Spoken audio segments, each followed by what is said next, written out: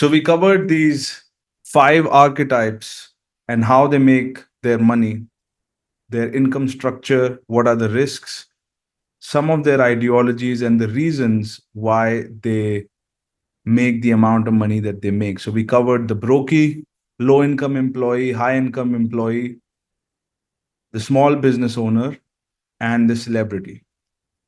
And we left these two for this session. So I'm going to be covering these 2 archetypes. And I happen to meet several individuals in this archetype personally. And I understand what their portfolio looks like. I have been trained by in a model that helps you get to this level. I attended some of the people in my class when I went to Dan Penya's seminar have achieved a success closer to this level, and they broke down how they did it. They even showcased what their portfolio looked like. And then we'll cover the super rich. Now, full disclosure, I'm still yet to meet somebody at this level, but their portfolios tend to be a little more transparent because a lot of them are public company owners.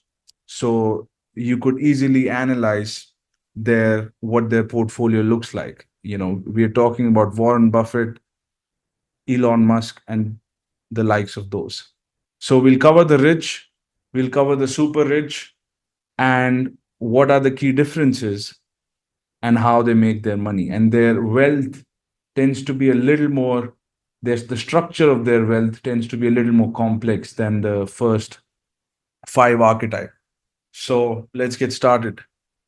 So there are primarily 2 types of super wealthy individuals. One of them is innovation based, and the other one is acquisition based.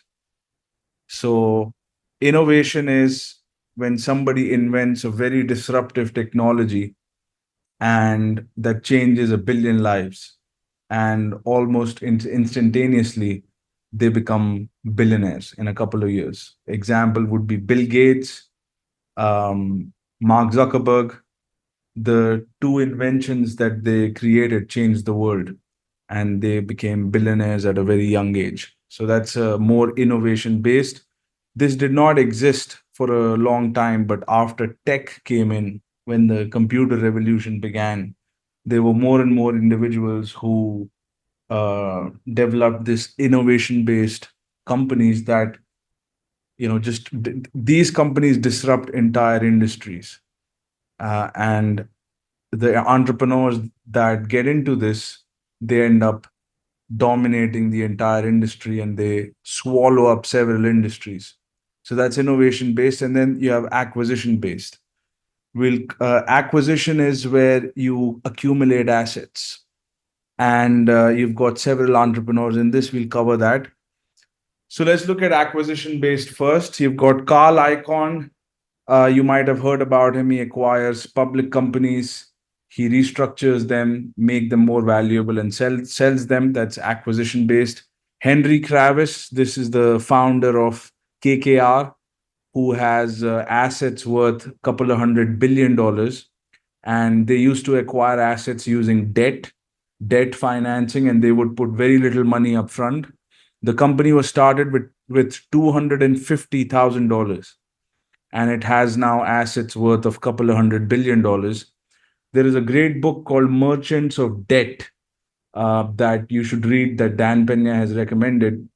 And in that book, they say that um, the office of KKR had fewer employees than the coffee shop downstairs, where the building, the KKR offices were there. Downstairs, there was a coffee shop that had more employees than KKR. And these guys were acquiring big companies. I mean, there is a big acquisition that they did at that time, the biggest in the world.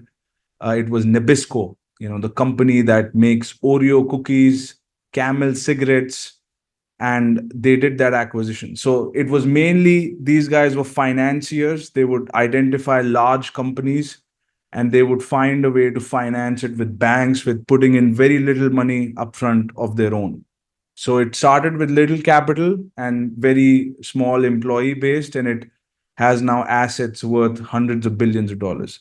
And then you've got Prince Al Walid. He's one of my idols. He's a royal family member. He started out in real estate. He created a portfolio in real estate. He sold that a portfolio. He had a bunch of money, 5 to 700 million dollars, and then using that money, he started to acquire stakes in large public companies, and he started to acquire very big companies. His portfolio includes Apple, Twitter, Tropicana, and a News Corporation, Citibank, all of these companies. Prince Al Walid, I've been studying him for a while now, almost 10 years. Then we have got Rupert Murdoch.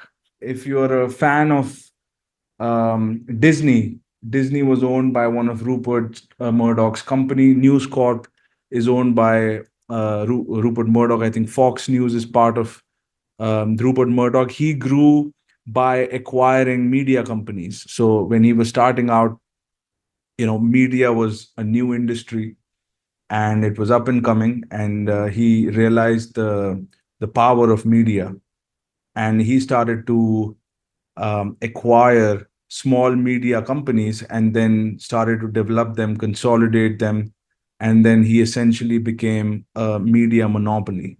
So he was in power, and some people said that he had tremendous amount of control to a point.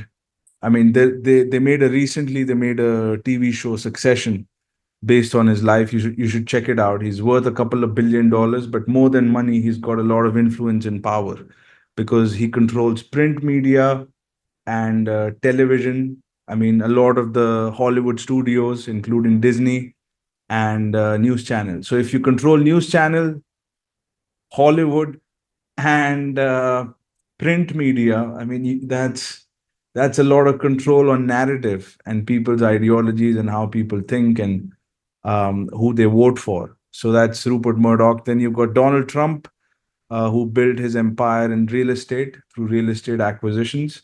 Now, he also developed some buildings, but he acquired quite a few hotel casinos as well. We look at that.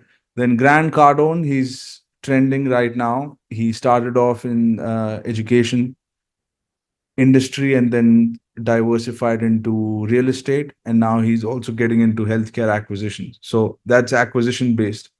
Grant Cardone, I like him a lot. He has a lot of skills, but you can't say that he is an innovation based entrepreneur because he has not yet developed anything as disruptive who could take down industries yet. So, but he has created a massive portfolio of real estate and, you know, found a way to present education in a completely new manner. So, we'll talk about him. Then you got Warren Buffett. For a long time, Warren didn't invest in technology companies because he didn't understand them, and he said that even though they are hot, I don't understand them, and I don't understand the financials because technology is so disruptive that one technology is hot in one point and then another technology comes about and then swallows that company. So things were changing very rapidly in the technology space, and he didn't know which position to take. So he wouldn't buy technology companies, but he would buy a lot of brick and mortar, boring businesses that were stable, that were going to be there for a long time, and he would acquire those. Then you've got Larry Fink, which is obviously the chairman of BlackRock. Um, Trillions of dollars in assets under management. Very influential guy. Again, acquisition based.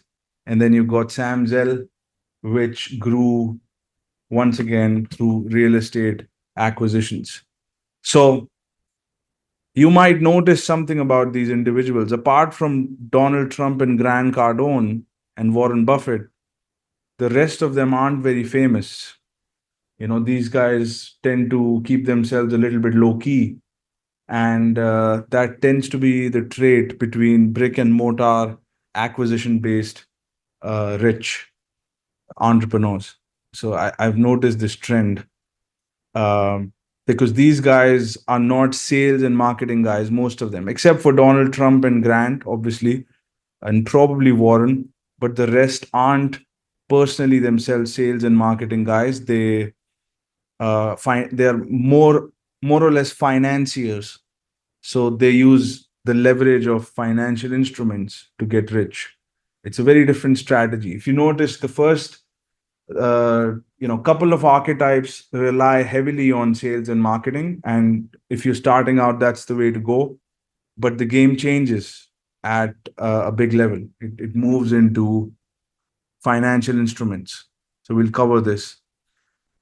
Then you've got innovation based. You're all familiar with this. Elon Musk, Mark Zuckerberg, Larry Ellison, Bill Gates, Jack Dorsey, Larry Page, Sir Gibbon. I don't have to introduce these guys.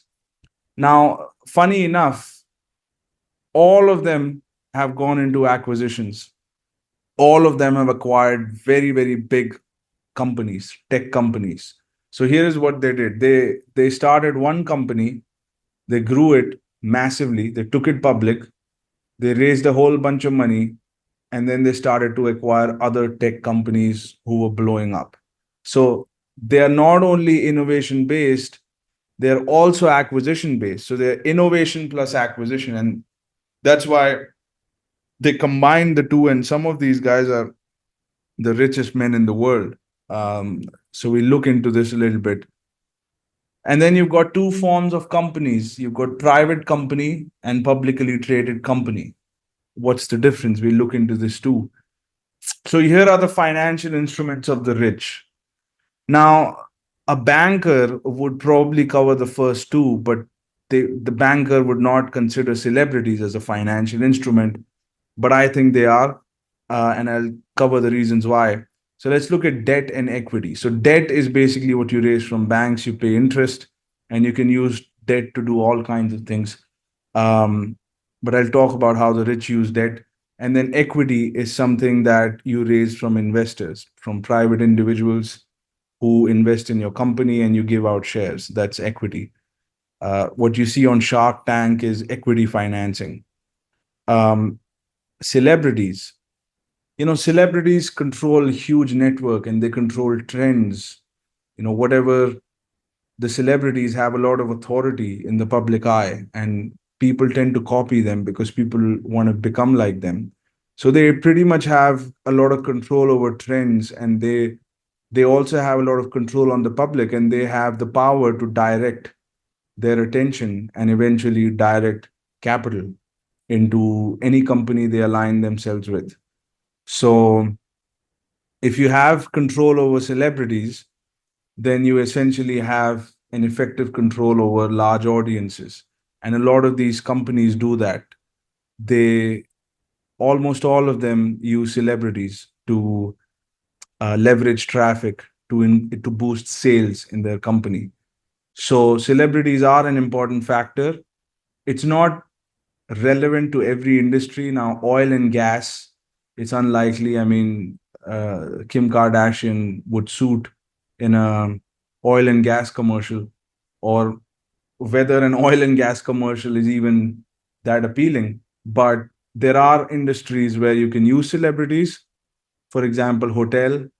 Donald Trump used a lot of celebrities. I'm going to talk a little bit about his strategy.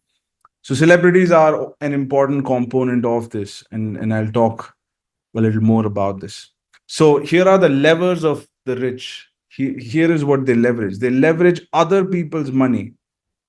They leverage other people's time, other people's experience, and other people's expertise. So if you remember, we covered the assets that people have.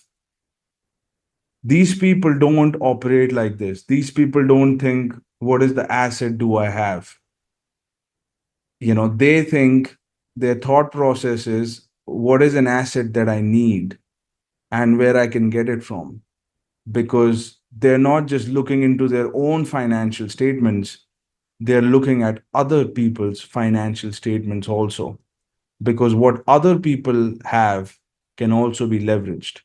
So the first five archetypes leverage their own expertise, leverage their own assets, The super rich know how to leverage what other people have by structuring partnerships and collaborations. And this is the important factor, because once you start looking at not just your income statement and balance sheet, but what you can get from others, what, and that's the time where you accomplish true abundance. You may not have the money right now, but you can get it. You may not have the knowledge, but you can get it from someone who does. You may not have experience, you can get it from someone who does. You may not have an audience, and you can get it from someone who does. So that's the real mindset. It's not to come from a standpoint of scarcity. Oh, I don't have this or I don't have that, but who has what I want or what I need or what the project needs, and how can I get it? These guys don't think in terms of degrees and experience. A lot of these people that I met um, didn't finish college. In fact, if you look back, I don't think Musk finished college. Zuck, I don't think he finished college. I don't know about Larry Ellison.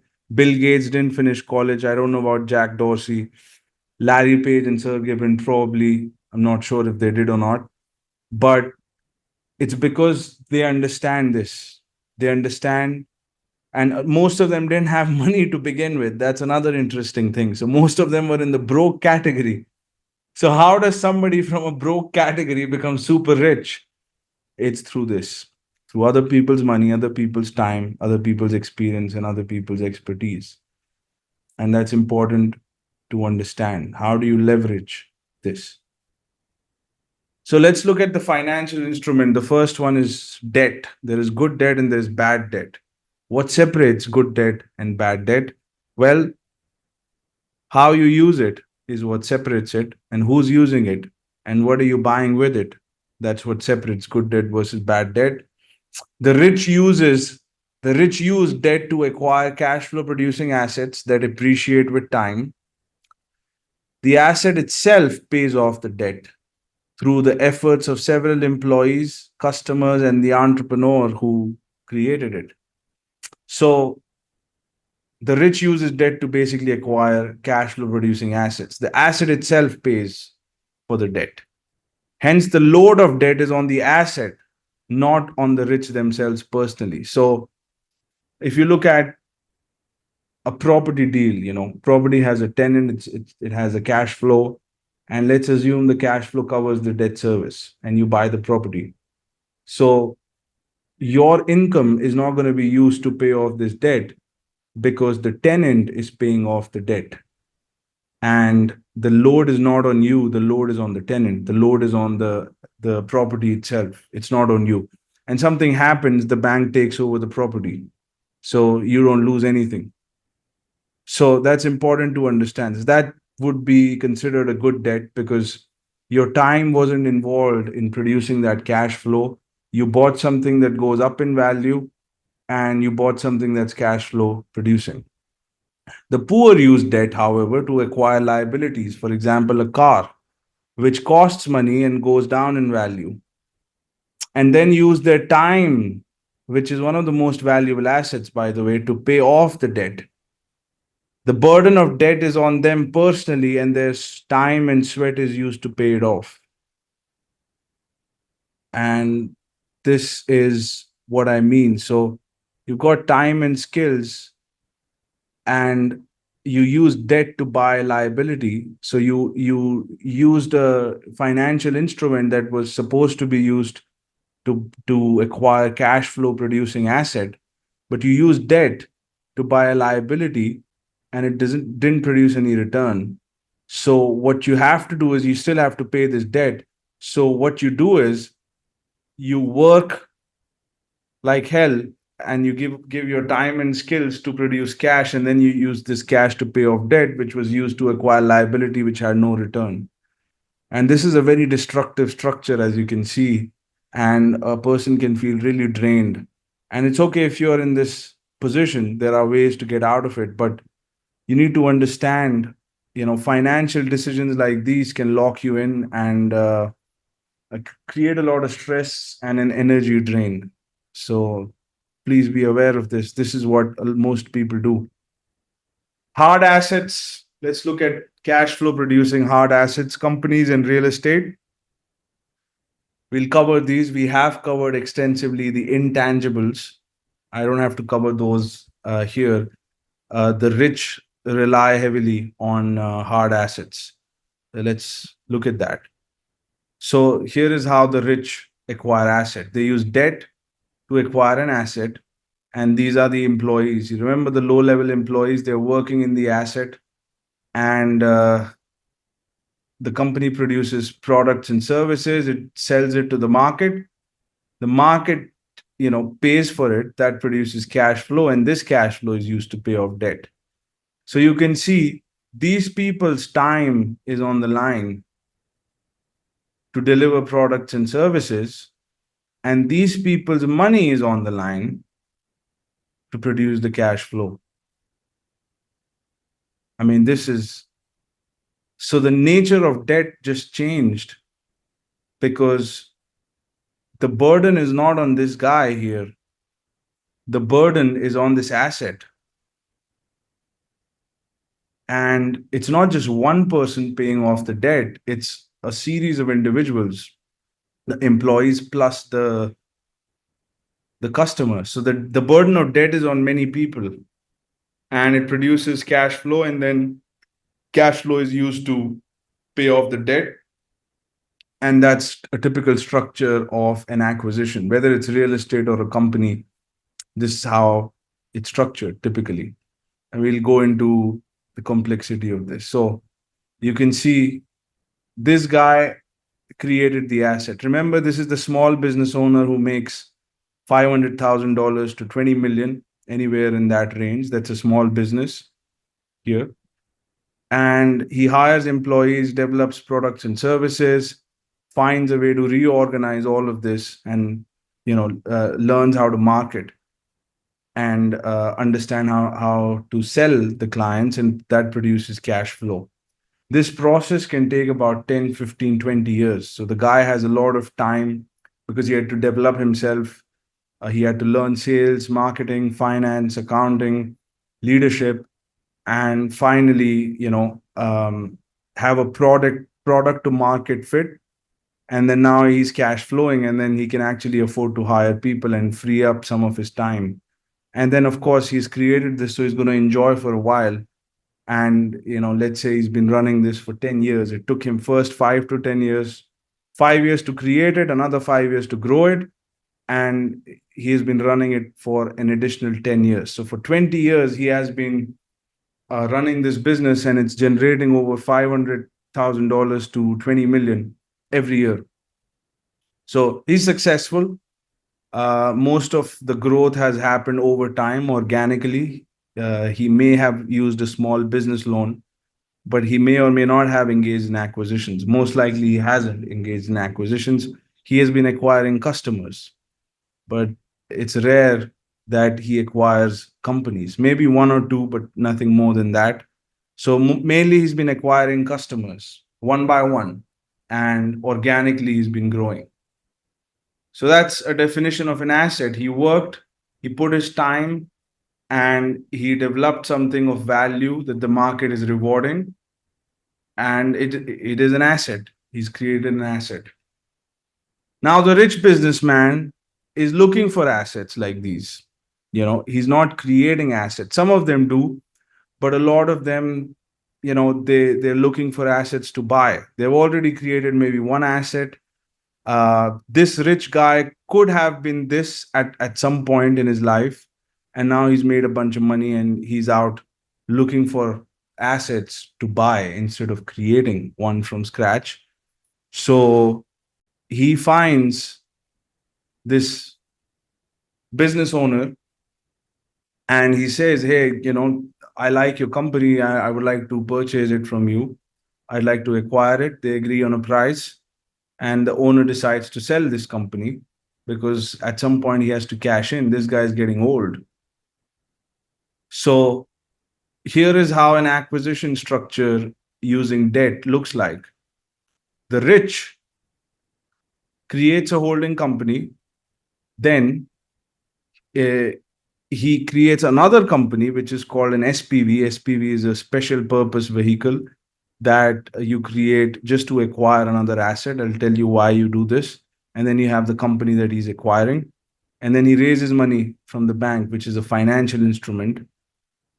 And so the rich doesn't assume debt on himself. The rich creates a holding company. The holding company acquires this SPV, and the SPV gets the loan from the bank to pay off the owner to acquire the asset. The owner receives the cash, transfers the ownership of the asset, and the asset is a cash flow producing asset. So the cash flows of the asset pays off the bank, and the debt is at the SPV level. So it's not at the holding company level. It's not at the person in the personal books of um, the rich guy. It's in this company right here, and it's concentrated here. Or you could even structure the debt here. It depends how you structure it, but typically it's structured here. So that way he could acquire 10 companies, and all of the 10 assets are in different company, and he has, essentially diversified his risk, because each acquisition is in a separate company. If one acquisition doesn't work, he can just declare bankruptcy for this company alone, and this company could have 10 other assets that are going well, and he'd still be rich by only one company going bankrupt. So a lot of the rich do this. They form multiple companies. I talked about it, that they form this maze. We'll cover that in a second. So let's go back to the financial statement. This is what the financial statement of the rich looks like. Assets. You remember we talked about intangible asset, the experience, talent, skills. They have a network of bankers, lawyers, financial and operational experts, advisors, you know. So the individuals that leverage their um, skills to make money, this entrepreneur, instead of going and building these skills, getting a degree in law, for example, or finance, he just finds people who have those degrees and finds a way to structure a partnership that allows him to use their services. If you look at Donald Trump, he would at least have 25, 30 lawyers working for him, because law is a very complex field. I remember I visited over 40 different law firms, and I asked them, do you have healthcare expertise? And they would say, even if we don't, we have 100 plus offices. We could just call up the lawyers who do have the expertise in healthcare, and we can deliver. And these lawyers are of many kind. You have an arbitration lawyer, a litigation lawyer, mergers and acquisitions lawyer, general counsel. If you were to go and spend your time to acquire these degrees, it's going to take decades to do it. If you have to understand the whole law, and it's not practical, because you may understand one branch of law, and you may specialize in that, but even law itself has multiple branches. So you thinking that you would go and do a degree and that'll secure you, it's just not the case, because it's endless, and every region has a different law. So there's only so much of your own time you're going to leverage. You have to use other people's time and other people's expertise. So that's what this archetype is expert at doing. He leverages other people's time. And here is what they have: thousands of employees working for them. Cash flow producing asset number one, cash flow producing asset number two, three, four, five, six, seven, eight. And you can see liability, debt number one, two, three, and it's all linked to each asset. So they keep using debt to acquire asset, which produces income, which pays off the debt and puts money in this guy's pocket. And these assets go up in value over time. This is the key here. It's incredible. Okay. So this is what an acquisition structure looks like that I was talking about. He has a holding company. He has his advisors. He forms a special purpose vehicle company to acquire the asset. He raises money from the bank.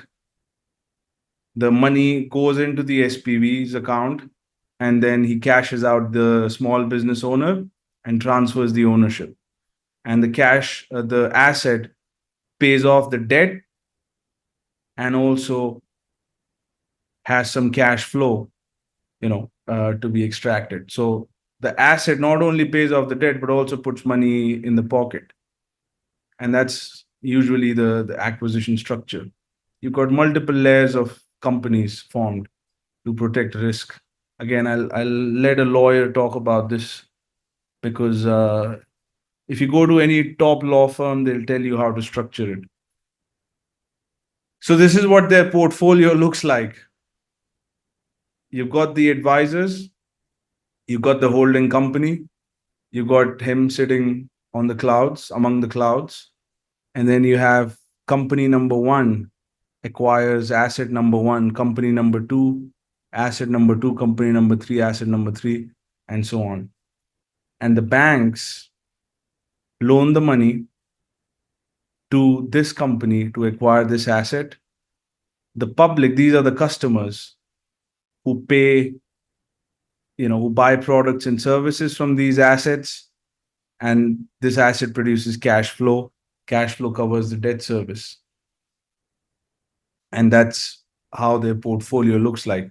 So you can see if one deal goes bad, you could just take this out of the portfolio and the guy would still be rich because he's formed multiple companies. This is obviously if he hasn't signed a personal guarantee, or if he hasn't gotten the holding company involved, or he hasn't gotten all of these assets involved on the line. In that scenario, if he hasn't done these things, then his portfolio would be protected. And I know of several individuals who operate like this. They haven't signed any personal guarantee. Each of their asset is in a separate company, and they're very well protected and diversified. So here is how it really looks like. The public deposits money in the bank. The rich borrow money to acquire asset, and this asset is essentially financed or serviced by all of these customers who buy products, and the employees manage the whole process. And you have a structure where the customer pays, is generating cash flows, the employees are servicing products and services, the asset pays off the bank and puts money in the company's pocket. And this is what a portfolio looks like. And you have the low level employees working here. This is what you don't want to do. You don't want to be this guy. You can already see where you would want to be positioned. This guy right here created this asset. It took him 15, 20 years, basically all this time, and all the time of all the employees was gone into creating this asset. The rich guy just comes, leverages the money from the bank that other people deposited, and leverages it to buy this asset,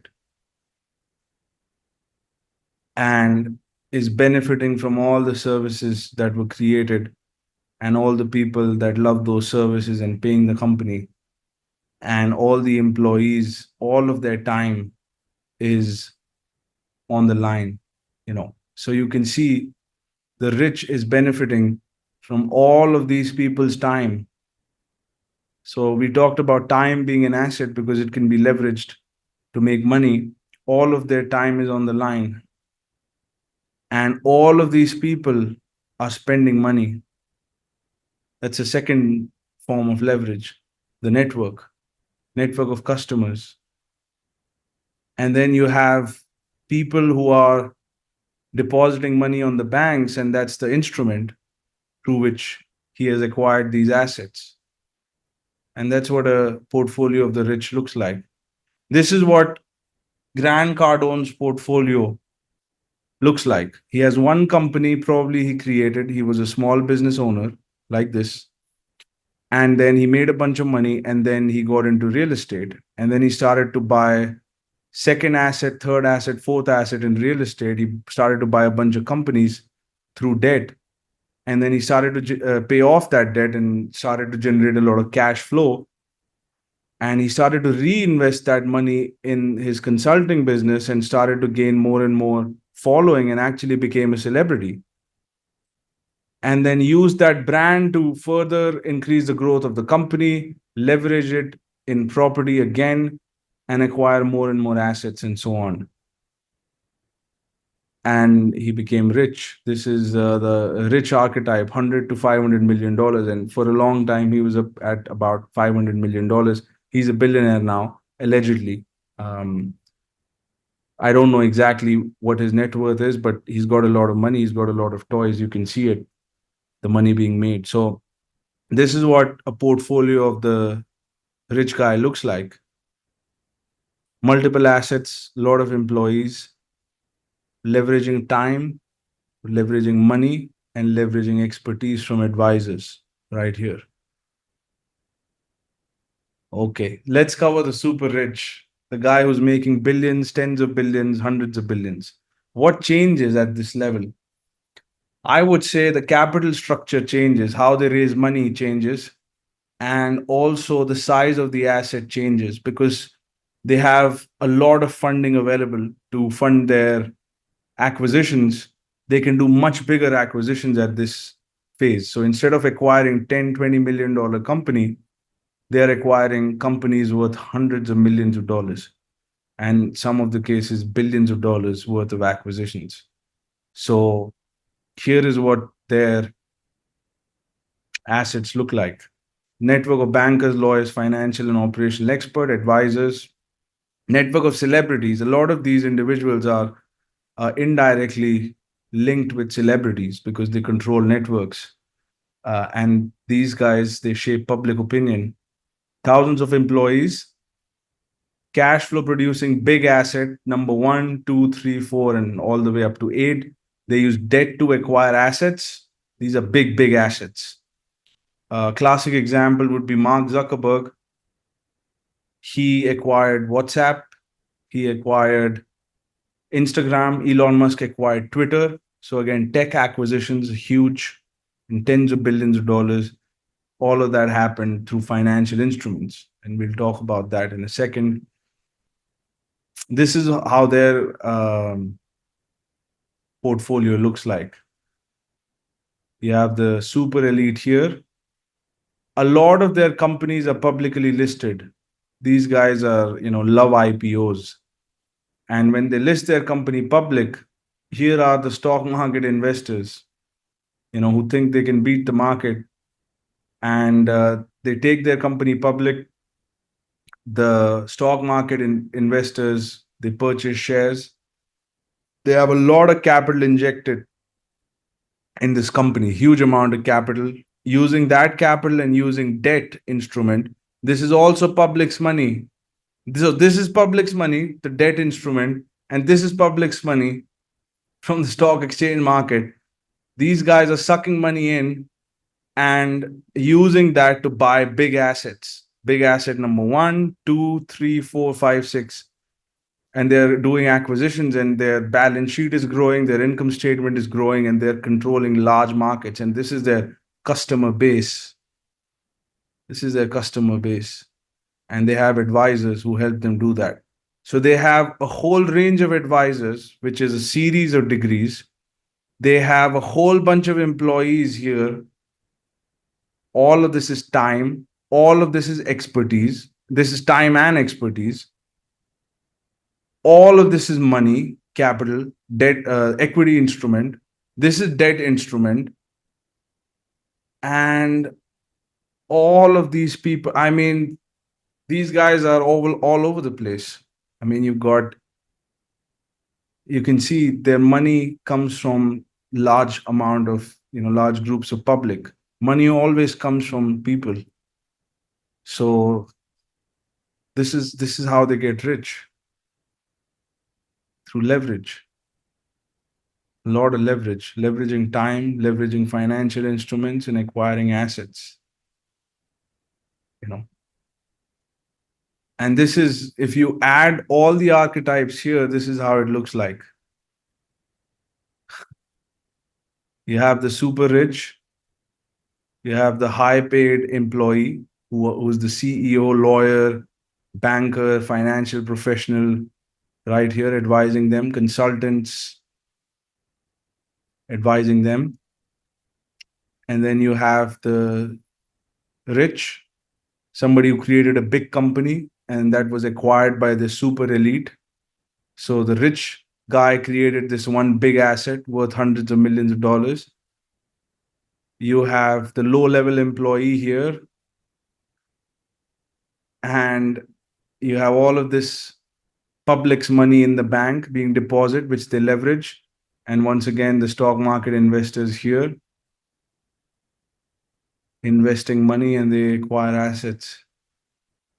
And then all of that, they leverage it. They leverage celebrities through brand deals. The public who is being depressed watches the media, gets entertained, and then gets indoctrinated into products and services. And that's the whole ecosystem of the super rich. This is how they make the money. And this is how they take time, convert it into money, use financial instruments, acquire assets because income is produced by asset. They keep the liability minimum and they make sure if they're taking on debt, they acquire a much bigger asset. They use their advisors' help. They don't need to have qualification. They don't even have to have money. They use it from other people. And some of them, they themselves become celebrities. Actually, if we have to break down Donald Trump's one of the hotel acquisition that he did, I read it in his book, and he shares how he did it. So what he would do is he would find a big asset, like a big hotel casino in Atlantic City, for example. He would go to the bank. He would first find the asset. He would structure the deal. Then he would go to the bank, raise capital. He may even go to investors. He raises capital. He pays off the big business owner. He acquires the asset. Now the asset needs cash flow, right, to pay off the debt. So he would want to increase the revenue of the company. How would he increase the revenue of the company? Through sales and marketing, right? You have to get traffic from someplace. So then what he would do is he would call a bunch of celebrities. He would do deals with them. For example, Mike Tyson, Frank Sinatra, and all of these people. And he would sign deals with them and invite them to perform at his hotel casino. Because of the celebrity, because they control the traffic, a whole bunch of people would come to the hotel, watch the show, then lose money at the casino, stay at the hotel, and he would make a whole bunch of money. And he would have various contracts with celebrities to do that. And that's just one of the asset. And he'll have asset number 2, asset number 3. So leveraging large audiences and public money to constantly acquire assets and then to strike deals with celebrities who have control over the network. And it's just an ecosystem of huge amounts of money. And once again, you have the low level employees here, advisors here, and this is the whole structure. Now, I've written down that this is where this is the company that gets listed. A lot of the sophisticated guys would list this company. So just one asset could go public. They could take second company public, third company public, fourth company public. I mean, all of these little assets, I mean, this is not little asset, but all of these assets could be taken public separately. I think Trump, this is what he did. He didn't take all of his assets public, but he took some of his assets public. And that's the structure. That's how they make money. So to summarize, the rich use debt to acquire cash flow producing assets. They leverage public's money and they also leverage celebrities. who control huge amounts of traffic to enter their businesses. And that's the whole structure. So you can already see where you want to position yourself in this ecosystem. And in the next video, I'm going to be talking to you about how do you actually transition from here to here, or here, and how to do it exactly. But before we did that, before we develop a strategy, we have to understand what's going on, in the world, and where are we positioned, and what are the limiting beliefs, what are the ideologies, and what are the strategies. There'll be a different strategy for each position, um, and we'll cover that in the next video. And that's all for today.